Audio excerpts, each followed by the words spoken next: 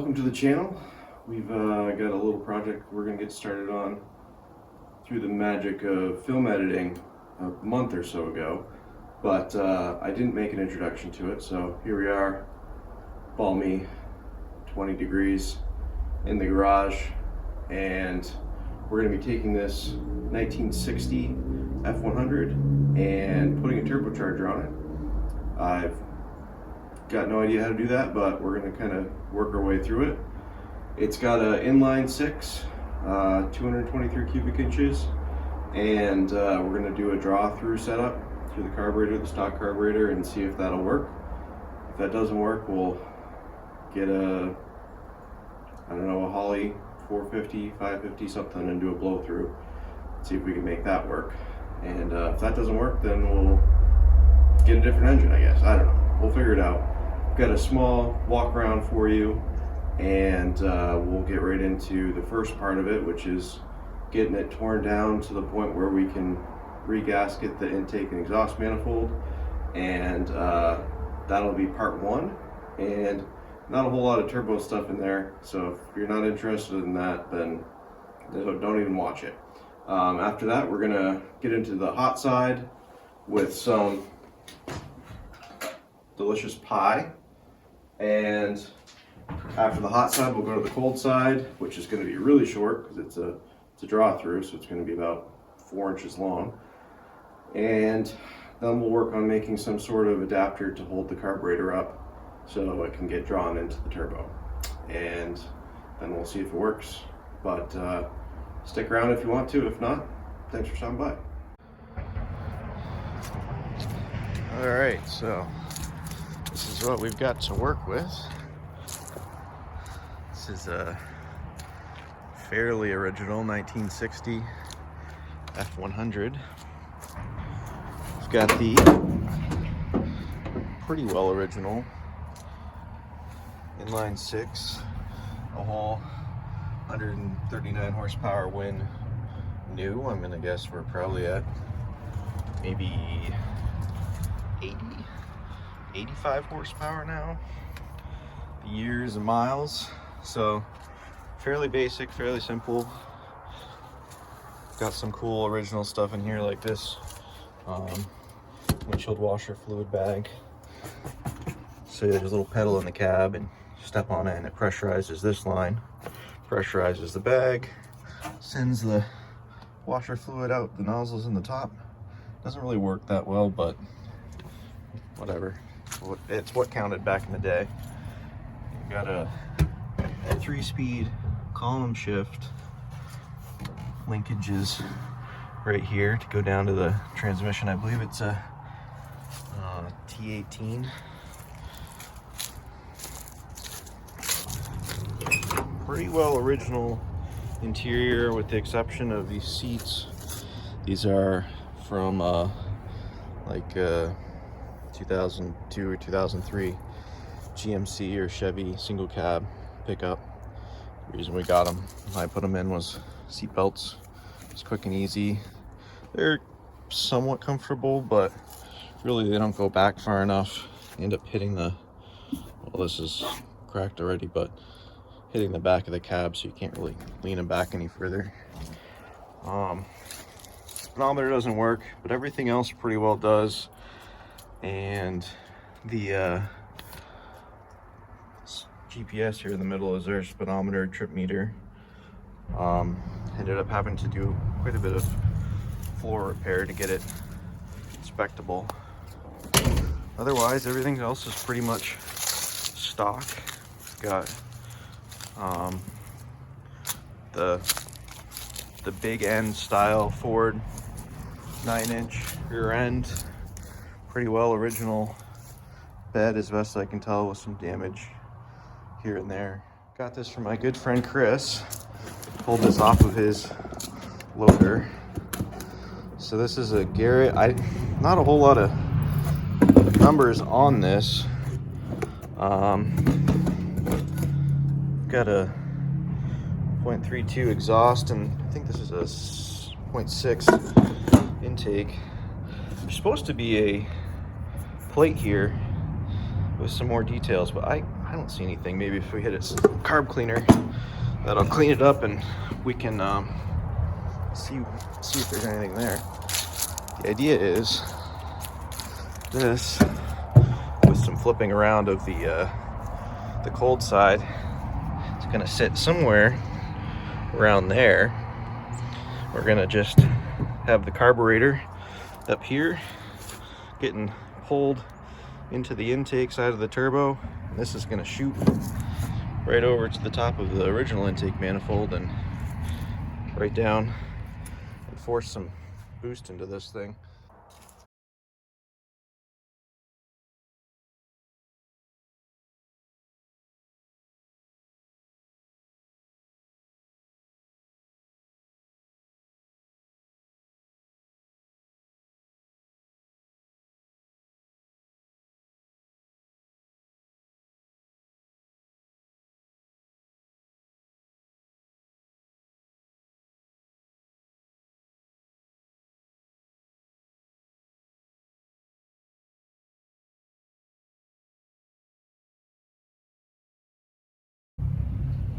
Upgraded the light situation because I like to be able to see what I'm doing when I use one of these high-tech, you know, catalytic converter remover 3000s, and don't really feel like cutting myself.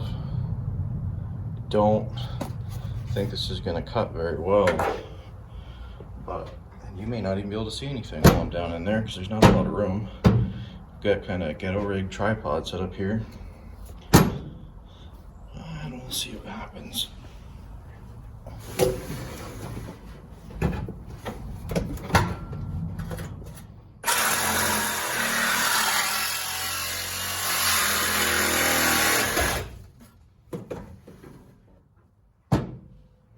Wow, would recommend that, especially if you're needing to take some liberate some Prius catalytic converters to supplement your extracurricular activities.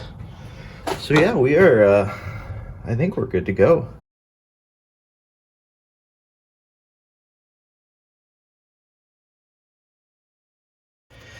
Just doing a little bit of looking around last night.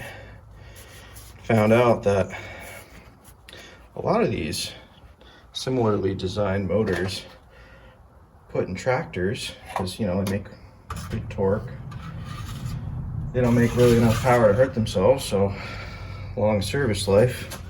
And there are some farmers that said, well, could really use like another 50 horsepower. So someone said, well, we'll just bolt on a turbo. So there's a couple of companies that came up with some turbo kits for Farmalls and John Deere's and all sorts of different older inline 4 and 6 tractors. Same sort of setup as we're looking to do, although I don't have a nice perfectly cast manifold to hold the turbo. But they'd bolt them on there, and some of them claimed you could double the horsepower of your rig. I don't know for how long, but again, these are low compression motors. Conservative timing, I don't know. Maybe some aviation fuel from the crop duster down the street would get you an extra little bit of insurance going out. I don't know.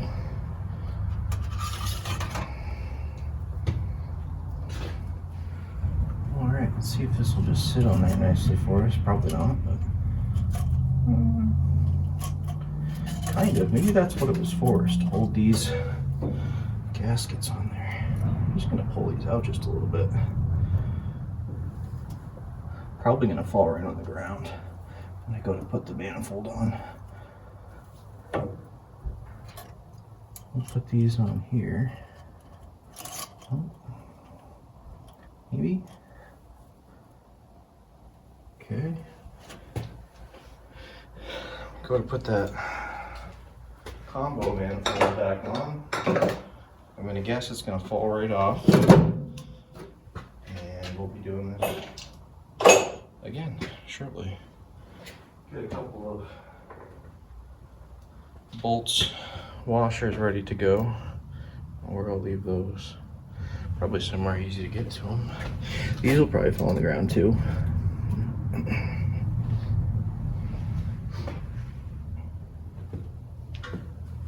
Now I haven't weighed this, but it's probably all of 35 pounds, 40 pounds.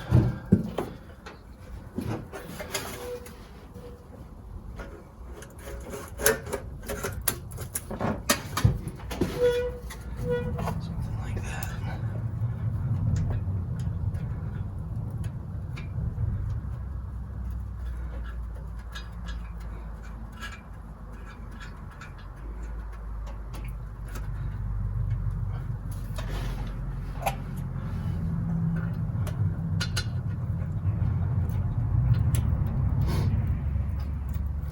I don't believe it, but I got it on there the first try. Gasket's all lined up.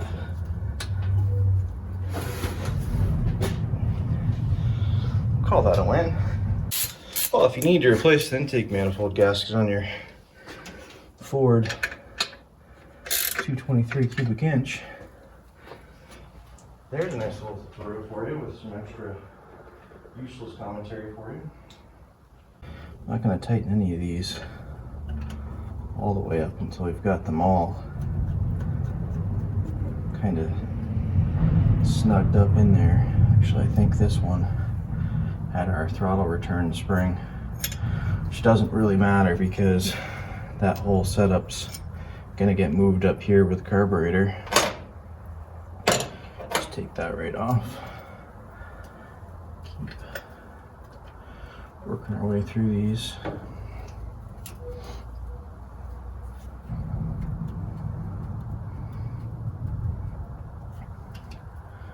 These ones underneath here, these last two that I took off, are not going to be fun to find, get lined up in there.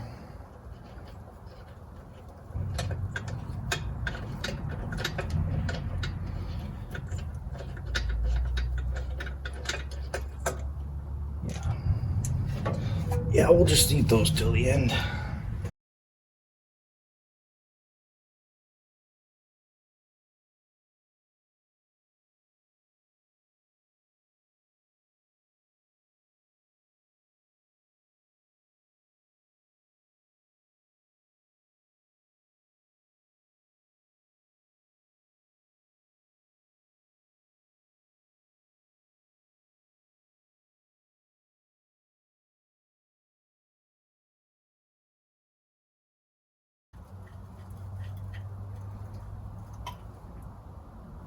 Let's get back to something a little bit more interesting than just tightening these bolts up. Did you know that the turbocharger was actually patented by a Swiss engineer? I don't like the way that got tightened and loose. In the late 1800s, I want to say it was 1897, and pretty much didn't do anything with it once it was patented. And turbos kind of fell by the wayside for a good number of years until they became really popular during World War II on aircraft. Large industrial engines, aircraft especially, because the higher the altitude, the less air there is for these engines to run. So they started putting them on airplane engines, and when the good old boys came home from Germany and the Pacific Theater, they said, oh, you know what? I kind of like that. We're gonna go ahead and find some turbos to throw on our cars. So they were somewhat popular there, but it really took off in popularity in like the 80s. First turbocharged car, production car, I think was from Pontiac. Someone will correct me, I'm sure. I'm pretty sure it was Pontiac. And made by Garrett. No big surprise there. So Garrett supplied the turbo and they put it on a V8 that was already relatively high compression, especially for the time. It was 10-to-1, something like that. It was up there. So in order to keep from detonating the heck out of it, they didn't have any real good way to modify the timing. Apparently they had, I think, what they called fire juice. I don't know what it was called. Spitfire juice, liquid something. Really, it was just water and methanol to keep the charge air cool so that they didn't blow up the engines. And apparently the system they designed was smart enough that they were able to have a safety in that reservoir that held the water and meth. And if you ran out, no more boost, or very limited boost. Probably about what we're going to see is limited boost. So people would complain, you know, hey, my high-tech super speed hot rod here no longer has the power that it did when it was new. And guess what? The only place you get that stuff, no surprise here, is from the dealership. So they bring it back to the dealership, complain, don't have any power. Either get topped off on fluid or just in general be pretty upset. And I think a lot of them actually ended up getting refunds. Not refunds. Getting set up back with just a regular 4-barrel intake, regular exhaust manifolds, and just deleting the whole turbo setup just because they were so problematic, which isn't too surprising. But late in the 70s, 80s, it became pretty popular, especially with the European cars. Saab was a big proprietor of turbocharged 4-cylinder front-wheel drive, and they had a couple of rear-wheel drive cars too, I believe. And then you had the domestic crew come in, and Grand National. And nowadays, lots of the little cars you see running around have, you know, a less than 2-liter inline 4 with a turbo of some kind on it, so that you can you can have your cake and eat it too. You still get your power, but you get your efficiency the rest of the time. Which, I mean, who doesn't want both? What we're going for is not just power or efficiency. We're going for mostly just power, really. This is a fairly efficient truck for a truck. It's got, usually we average 18 back and forth in town. On a longer trip, usually end up at the 20 or 22 mile per gallon mark, which is really not too bad for a Toyota Tacoma sized truck. Certainly rather this than a Toyota Tacoma as far as ease of working on. I think a lot of people would agree with me on that. All right.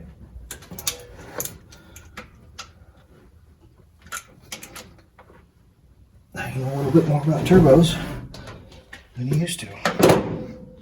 And we're done.